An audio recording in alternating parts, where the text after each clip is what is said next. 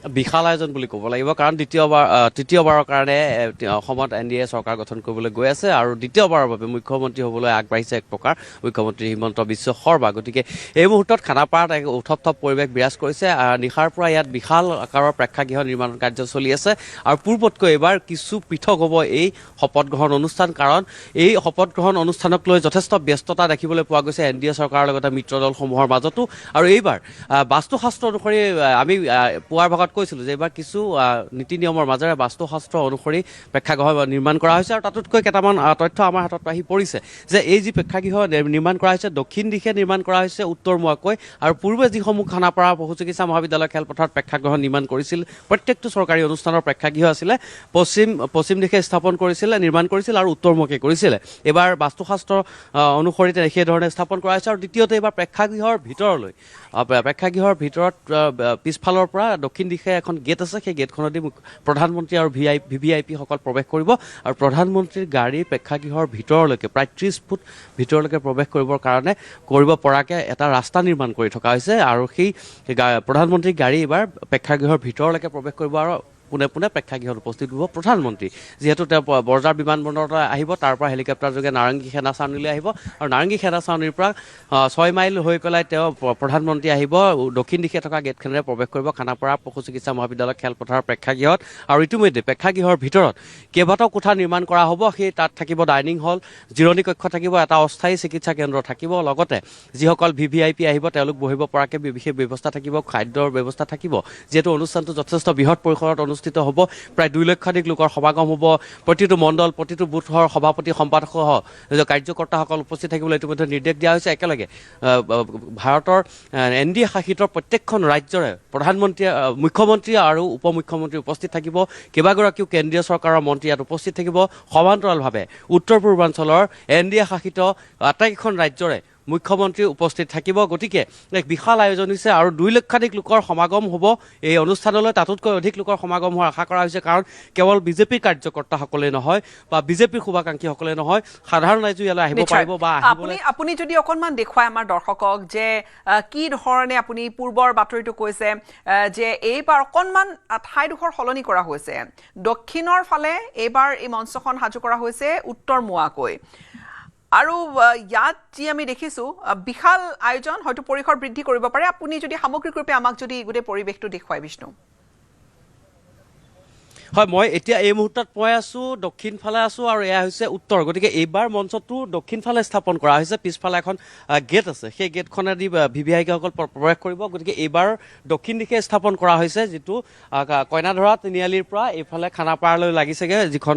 উৰণ সেতু আছে। আৰু পূৰ্বতে আমি যদি দেখুৱাওঁ, উত্তৰ দিশে এইফালে এইটো স্থানত মঞ্চসমূহ প্ৰেক্ষাগৃহসমূহ নিৰ্মাণ কৰা হৈছিল এইটো চাইডে, আৰু পূবমুৱাকৈ নিৰ্মাণ কৰা হৈছিল। প্ৰত্যেকটো চৰকাৰী অনুষ্ঠানৰ প্ৰেক্ষাগৃহসমূহ উত্তৰ দিশে নিৰ্মাণ কৰিছিলে আৰু পূবমুৱাকৈ কৰিছিলে, পশ্চিম দিশে নিৰ্মাণ কৰিছিল, পূবমুৱাকৈ কৰিছিল। কিন্তু এইবাৰ সম্পূৰ্ণ ওলোটা কৰিছে, কাৰণ তেওঁলোকে বাস্তুশাস্ত্ৰ অনুসৰি দক্ষিণ দিশে স্থাপন কৰিছে আৰু উত্তৰমুৱাকৈ স্থাপন কৰিছে। লগতে এইফালৰ উত্তৰমুৱা কৰাৰ কাৰণে দক্ষিণ দিশে যিহেতু প্ৰেক্ষাগৃহটো নিৰ্মাণ কৰিছে, গতিকে এইবাৰ যথেষ্ট সংখ্যক লোকৰ সমাগম হ'ব, তাৰ প্ৰতি লক্ষ্য ৰাখিও কৰা হৈছে। দ্বিতীয়তে এইবাৰ পূব দিশে যিসমূহ গাড়ী আহিব, বিজেপিৰ কাৰ্যকৰ্তা হওক বা অন্যান্য স্থানৰ পৰা যিসমূহ বাহন আহিব, সেই বাহনসমূহ ৰাখিবৰ কাৰণে পৰ্যাপ্ত এটা স্থান আছে। সেই স্থানটোত পাৰ্কিং হিচাপে হয়তো ব্যৱহাৰ কৰাৰ সম্ভাৱনা আছে, কাৰণ আমি দেখুৱাইছোঁ যে এই মুহূৰ্তত পূব দিশে থকা যিসমূহ খালী স্থান আছে, সেই খালী স্থানসমূহত কিছু আৰ্ট ফিলিং কৰি থকা হৈছে বা মাটি পূৰণ কৰি থকা হৈছে। এইবাৰ কিছু নতুন ব্যৱস্থা কৰিব লাগিব আৰু ক'ত ক'ত বাহন বা কোন গেটেৰে সোমাব, এই ধৰণৰ কথা বতৰাবোৰো আহিব। এতিয়া আহিছোঁ বিষ্ণু শইকীয়া অন্যতম সেই গুৰুত্বপূৰ্ণ প্ৰসংগটো লৈ,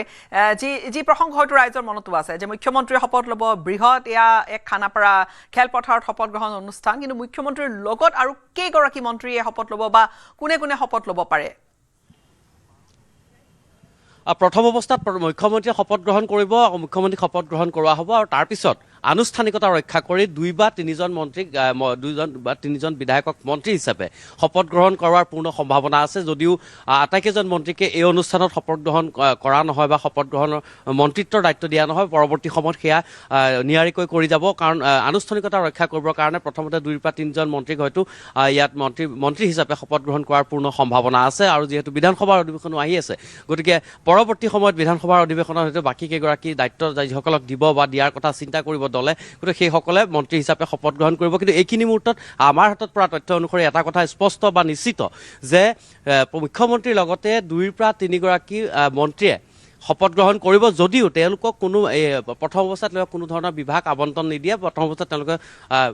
আনুষ্ঠানিকতা ৰক্ষা কৰি মন্ত্ৰী হিচাপেহে শপত গ্ৰহণ কৰিব গতিকে মন্ত্ৰিত্বৰ বিষয়টো এতিয়াও বিবেচনাধীন হৈ আছে যিহেতু মুখ্যমন্ত্ৰীয়ে কাক কেনেধৰণে কোনটো বিভাগত সংস্থাপিত কৰে মন্ত্ৰী হিচাপে গতিকে সেই বিষয়খিনি আহিব যিহেতু NDAৰ বিধায়িনী দলৰ বৈঠক অনুষ্ঠিত হ'ব 10 তাৰিখে তাত বিধায়িনী দলৰ নেতা নিৰ্বাচন কৰিব